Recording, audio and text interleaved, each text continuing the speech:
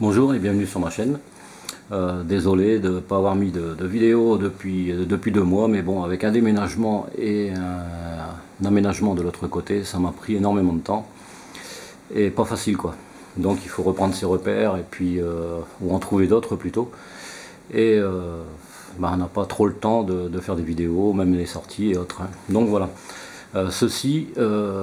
J'ai eu l'idée parce qu'il y a la chaîne Green Spider, mon ami Léo, qui fait de très bonnes choses. Et j'ai décidé de faire un peu comme lui, quoi. Je trouvais l'idée intéressante de faire un bulletin d'information. Donc là, ce n'est qu'un bulletin d'information, ce sont les prévisions de ce qui pourrait éventuellement se passer en 2016. Parce que là, j'ai encore pas mal de petits trucs à faire, et donc cette vidéo sera là pour faire patienter. Je vais parler de pas mal de choses, donc je vais faire des vidéos sur mes sacs à dos. Il y aura une vidéo sur les sacs de couchage, enfin sur tout ce qui est couchage, sur tout ce qui est popote. Voilà, c'est peut-être des choses qui ont déjà été vues, mais comme tout le monde le sait, chacun a sa manière de faire les choses, chacun utilise son propre matériel, et ma foi, ça peut donner des idées à d'autres, hein, parce que tout le monde ne fait pas exactement la même chose. Chacun a ses petites préférences, et etc., etc. Voilà, donc il y aura des vidéos aussi sur des choses que j'aurais éventuellement réalisées, que ce soit des étuis en cuir, que ce soit comme là j'ai préparé la transformation d'une hache. En fait, c'est une hache que j'ai découpée. Voilà.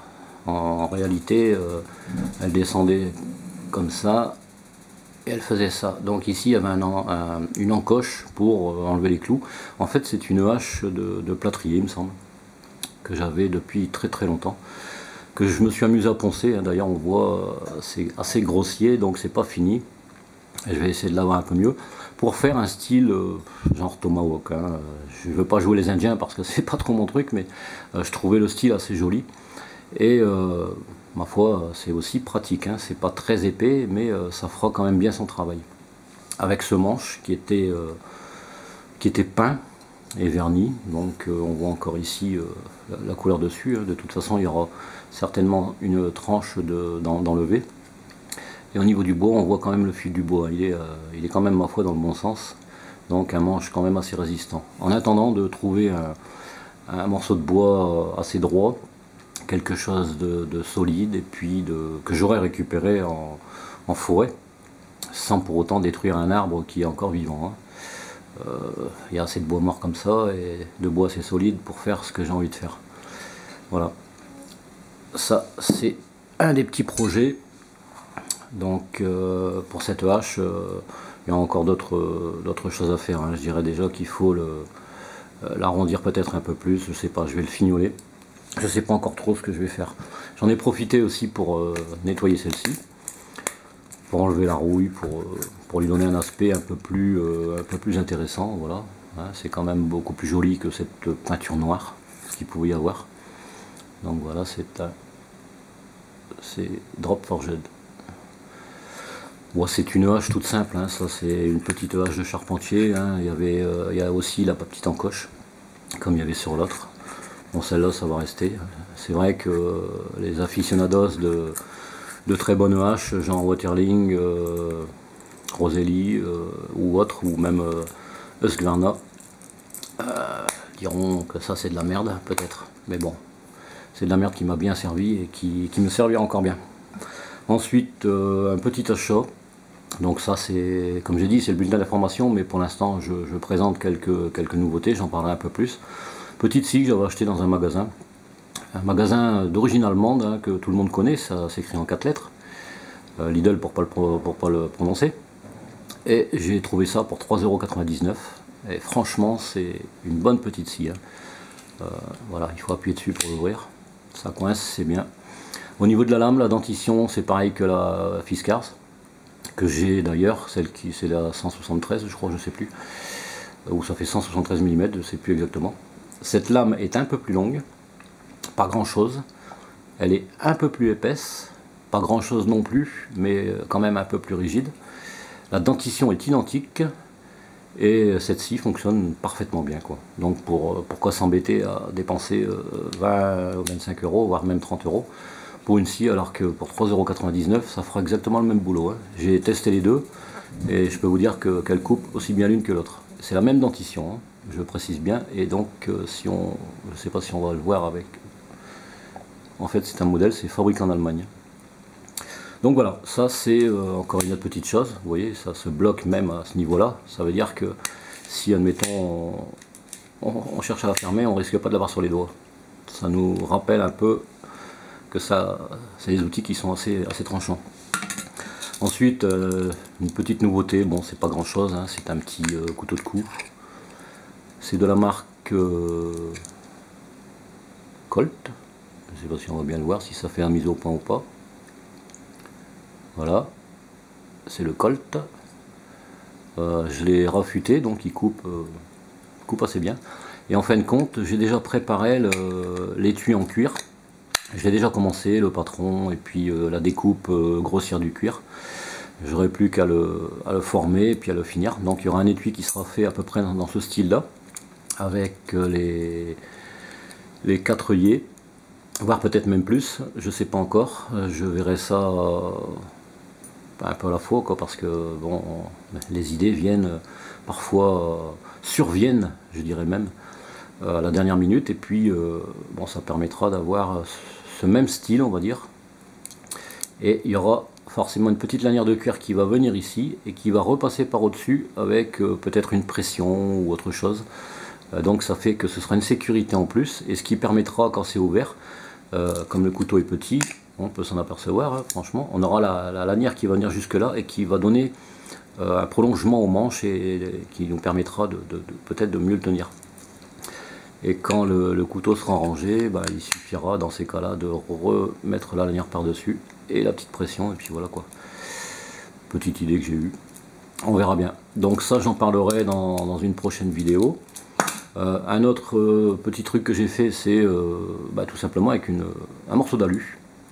Je l'ai découpé en biais d'un côté, en biais de l'autre, mais plus long sur cette partie-ci. En fait, c'est une pince. Voilà.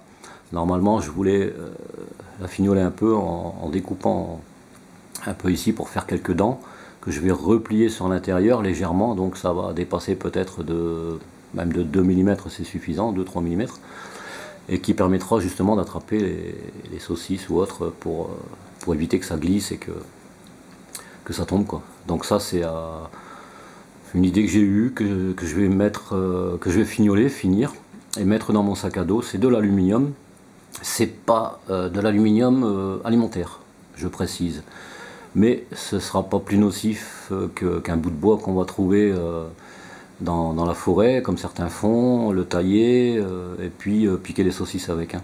Donc d'une manière ou d'une autre.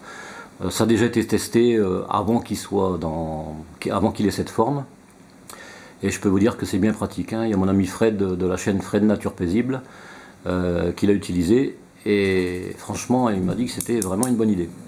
Donc voilà, j'en suis content, et puis je fignolerai ça.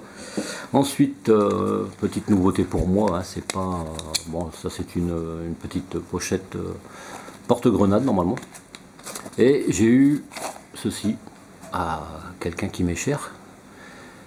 C'est juste une petite paire de jumelles, bien pratique. D'ailleurs, c'est toujours utile d'avoir ça quand on est dans la verte, pour faire un peu d'observation, pour voir un peu où on va.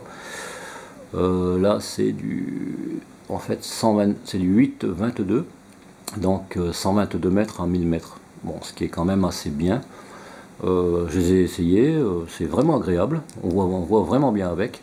Et ça, ce sera automatiquement dans cette pochette, bien entendu. Et ce sera mis sur un sac à dos, hein. Peu importe le sac à dos, parce que j'en ai quelques-uns. D'ailleurs, comme je vous ai dit, il y aura des vidéos de fête sur les sacs à dos, sur le matériel que j'utilise, les idées que j'ai, parce que il y a quand même pas mal de choses intéressantes. Ça, c'est une petite pochette que j'avais achetée aussi, et en réalité, j'ai mis une lampe de poche, hein. C'est une lampe de poche, c'est pas de la Phoenix, c'est pas des trucs mirobolants, c'est des trucs qui coûtent vraiment pas cher, que j'ai acheté dans une grande surface, je pense, je sais plus. D'ailleurs, j'ai même récupéré ce qu'il y avait sur, tout le monde connaît, hein, je veux pas faire de la pub pour la marque, mais c'était sur des cordes à sauter en fait, et que j'ai récupéré. Donc j'ai récupéré le morceau de corde qui est toujours intéressant, les poignées je les ai jetés, j'ai gardé le truc en mousse que j'ai mis autour de la lampe. Donc ça fait une meilleure préhension, c'est moins froid dans la main en plus, c'est plus intéressant. Donc c'est toujours le système de lampe tout simple, hein, avec faible, fort et puis stroboscope. Et je pense qu'il y a un autre mode aussi, mais enfin peu importe, on s'en fout. C'est juste pour dire d'avoir une petite lampe à disposition, quoi. C'est celle que je mettais normalement dans la voiture, mais là je la prendrai éventuellement avec pour la tester. Ensuite, petite nouveauté pour moi, enfin nouveauté, c'est si on peut appeler ça comme ça, je vais simplement tourner la caméra, voilà. Dernière acquisition, un sac F1, F1 ouais, ou F2, je sais plus. En fait, c'est les sacs de... ouais, je crois que c'est F2. C'est les sacs de l'armée. C'est les anciens modèles parce que les nouveaux modèles sont munis de passes en molle ici. Et il y a possibilité aussi de passer une radio ou de passer un tuyau pour la poche à eau. Enfin bref, ils sont beaucoup mieux. D'ailleurs, à titre d'info, les petites pochettes latérales, parce que celles d'origine, ce sont celles-ci, qui sont toutes simples d'ailleurs, hein, que tout le monde connaît, ça fait tout le tour, une fois que c'est ouvert on dirait un livre. Ça c'est celle d'origine. Par contre, j'ai eu celle-là avec, mais ça c'est les pochettes qui viennent d'un modèle je pense que c'est F2 V2, voilà. C'est les sacs nouveaux modèles, et qui sont un peu plus épais, ils font 1 cm de plus d'épaisseur, hein. Quand c'est, je les mesurais, ça fait 11 cm, que les autres elles font 10. Donc ça c'est quand même un peu différent. Avec possibilité d'avoir une petite poche ici sur le côté, hein, j'en parlerai un peu plus, et puis de quoi mettre peut-être une hache, ou de mettre un couteau ou quelque chose là-dedans. Donc voilà. Sur ce sac on peut voir éventuellement, je vais essayer de zoomer un peu, si j'y arrive. Bon, légèrement, parce que de toute façon on va peut-être pas voir grand chose. Voilà, ça en fait c'est une petite bâche qui sert vraiment qui a une utilité bien précise. Je dévoilerai pas pour l'instant, parce que comme j'ai ma petite idée et que j'ai quelque chose à faire avec en prévision, ne serait-ce que pour les bivouacs, ou qui peut servir de secours, je veux pas dévoiler mon idée maintenant, donc j'en parlerai plus tard, qui sera automatiquement avec ce sac. Je précise que je l'ai acheté, j'ai dû faire quand même entre 40 et 50 km pour aller chercher, mais c'est pas grave. Ce sac, je l'ai vu sur le bon coin, le type il le vendait 25 €, et il était fourni avec ça dedans, sac de couchage de l'armée de 1971. Bon, c'est vrai que si on regarde de plus près, au niveau étanchéité c'est mort, hein. Ça c'est certain. Sur le dessus du sac de couchage, il y avait un produit probablement pour le je sais plus comment on appelle ça, enfin bref, comme on met sur les tentes, enfin je sais plus, j'ai un trou de mémoire là, enfin bref, c'est pas grave. Donc ce sac il me servira éventuellement comme ça par la suite, pour mettre dans la voiture ou autre, en dépannage. Donc ça c'est le modèle 71. Donc j'ai eu ce sac et ça dedans pour 25 €. Donc je pense que j'ai fait une affaire. Et ce sac normalement devrait me servir pour faire un bob, un bug out bag, et me servira aussi bien entendu pour mes sorties, que je testerai, parce que beaucoup vont dire oui ce sac il est lourd, c'est vrai, effectivement il fait entre 3,6 kg 3,8 kg à vide, mais j'en ai un autre qui est plus récent et qui fait pratiquement le même poids, et seulement qu'avec en totalité je dirais à peu près 70 litres. Que celui-là c'est 100 plus 20 litres, donc 10 litres de chaque côté comme tout le monde le sait, avec les nouvelles attaches qu'il y a de rechange dedans, il y a la capuche pour protéger le sac, et il est en parfait état, hein. D'ailleurs je pense que si je le retourne, voilà, on peut constater qu'il y a quelques petites taches, parce que c'est un peu sale, hein. Je le pose à terre donc forcément c'est un peu sale, mais il n'y a aucune griffe, il n'y a rien du tout.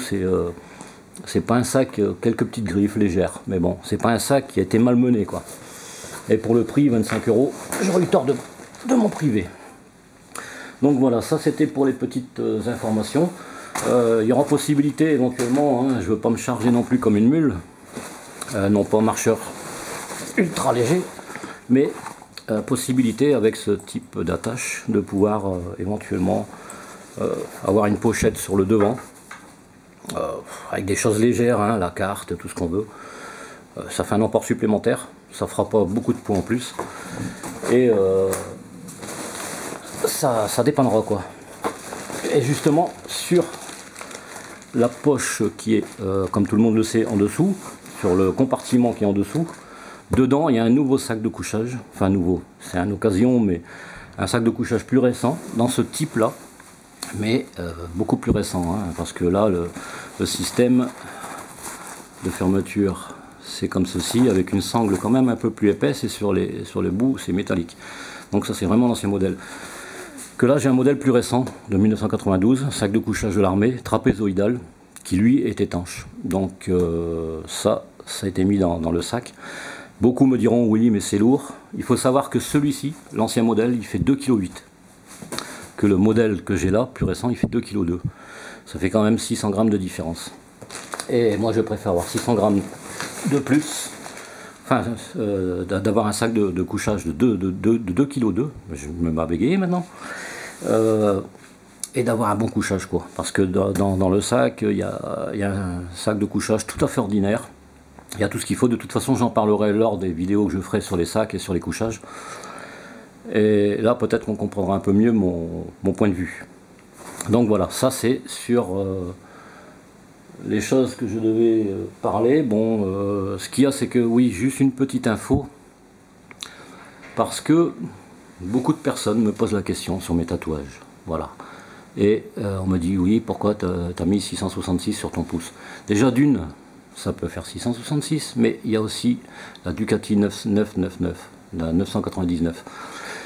Peu importe pour quelle raison j'ai fait ça, je fais des vidéos sur tout ce qui est bush-trap, sortie en forêt, bivouac, enfin, sur nos plaisirs. Je fais pas des vidéos sur les tatouages. Donc aux éventuelles personnes qui me poseraient des questions, sachez que je ne répondrai plus à ces questions. Les tatouages c'est personnel, et ça reste ma vie, et ma vie ne regarde que moi. Voilà, je dis ça en tout bien, tout honneur, en toute tranquillité, c'est sans haine, sans violence, sans colère, mais voilà, je préfère garder ma vie pour moi, j'ai pas raconté ma vie comme ça.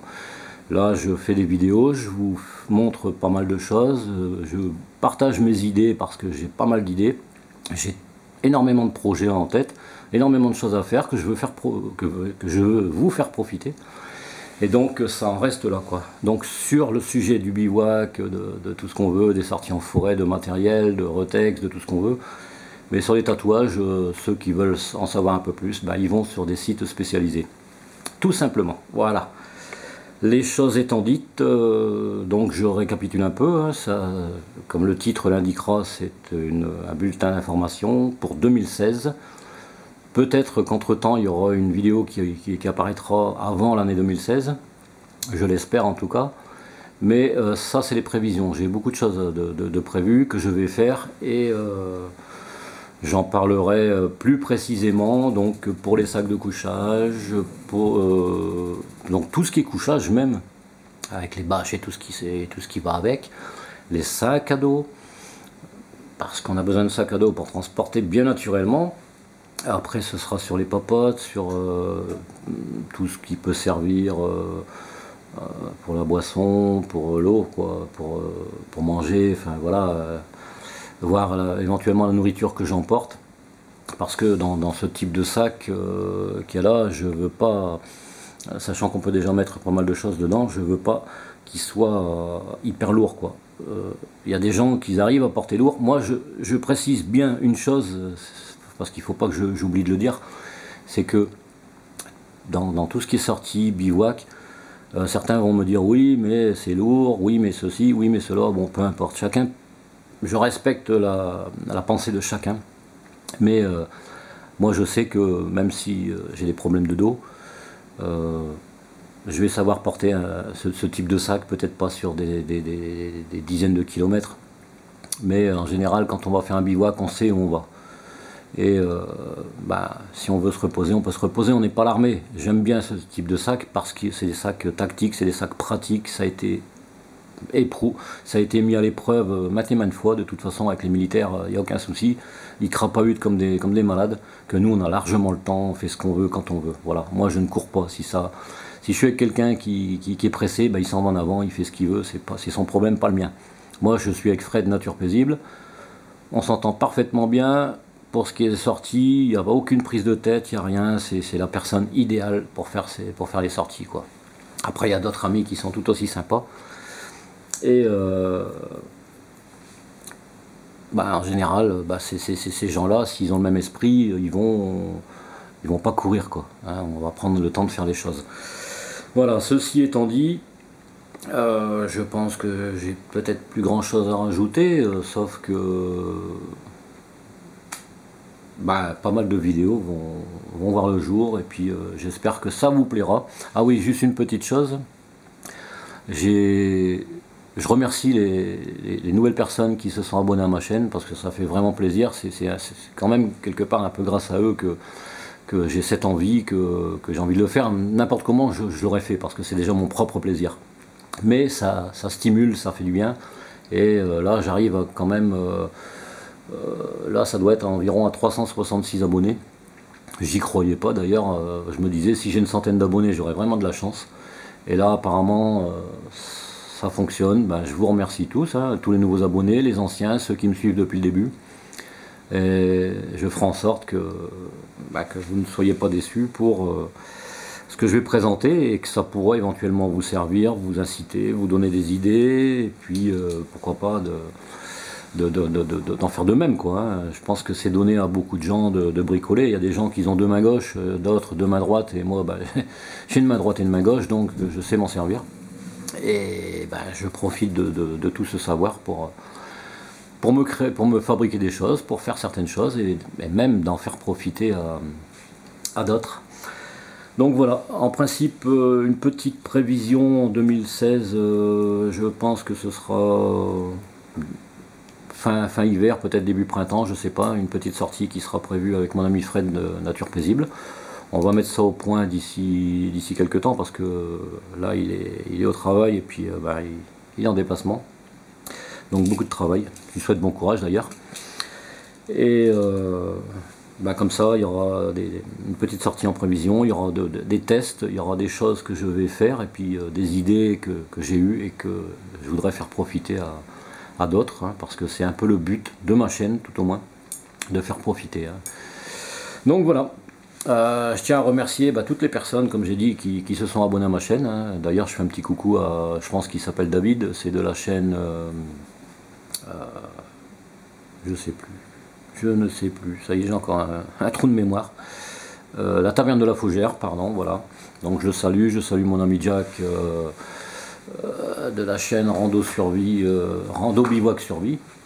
Si je ne fais pas d'erreur, je m'en excuse, Jacques. Ça, c'est des chaînes qu'il faut aller voir d'ailleurs, parce que c'est des gars super intéressants, et des chaînes agréables à regarder. Il y en a d'autres, de toute façon je pense que je referai un autre bulletin avec mes petits préférés, je dirais entre parenthèses. D'aller aussi sur la chaîne de mon ami Fred Nature Paisible, bien entendu, ça je l'ai déjà dit maintes et maintes fois. Pour l'instant il n'y a pas énormément de vidéos, mais avec son travail, il faut le comprendre, il n'y a pas que ça à faire. Et puis il y a d'autres chaînes qui sont plus ou moins intéressantes, que je leur en ferai une petite publicité, si je puis dire. Voilà. Donc je remercie aussi Léo de la chaîne Green Spider, qui m'a donné l'idée de faire des bulletins d'infos, et je pense que c'est quelque chose d'assez intéressant. Voilà, moi c'est du one shot, il n'y a pas de montage, j'ai rien du tout, donc là, ça durera le temps que ça durera, si c'est 10 minutes, si c'est 20 minutes, si c'est plus, peu importe. Mais en tout cas, si toutefois ça vous gonfle, il n'y a qu'une chose à faire, clique, et on zappe, et puis voilà quoi. Et ceux que ça intéresse, ils regardent jusqu'au bout. En tout cas, merci à tous, portez-vous bien, et puis je vous dis à très bientôt. Allez, bye bye. Et si on n'arrive pas si j'arrive pas comment dire, si je fais pas de vidéo depuis le temps, et si je peux pas vous communiquer certaines choses, en attendant, sachez que je vous souhaite de très bonnes fêtes de fin d'année et de nouvel an. Allez, bye bye à tous, et à très bientôt.